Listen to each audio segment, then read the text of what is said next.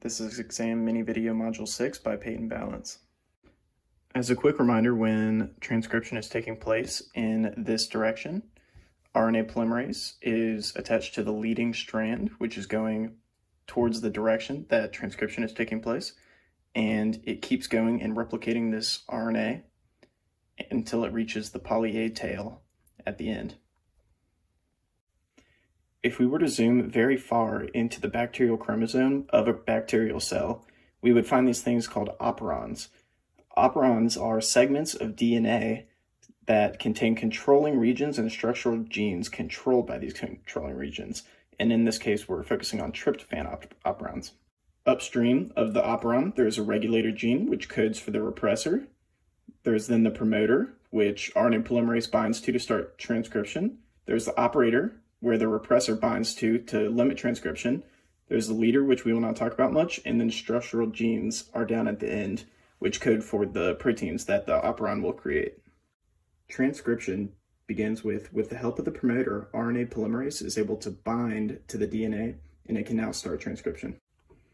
RNA polymerase will then begin to move down the strand. RNA polymerase will then go down the strand, and it will create these new enzyme components. In this example of tryptophan, these enzyme components will help it go through the ranks and get to finally tryptophan.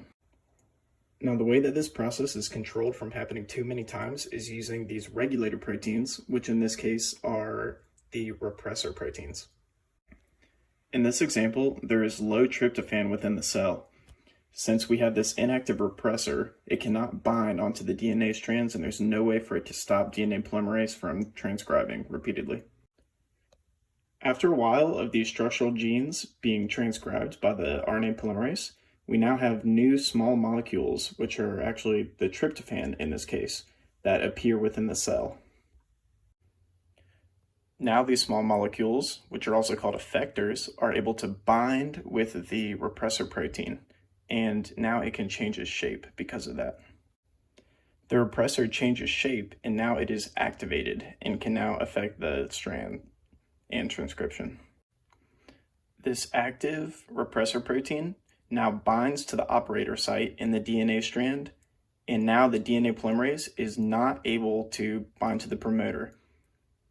The suppressor is physically blocking this from happening, so no transcription is able to take place. Here's an analogy of a negative repressible that can help understand it. Let's say that you're trying to go get a hamburger, but there is an evil robot in the way that won't let you go. But if you take away the evil robot's batteries, then there is nothing in the way from stopping you to get there. In this situation, going to get the hamburger represents transcription, the robot represents the repressor, and the batteries represent the small molecule. And here are my references.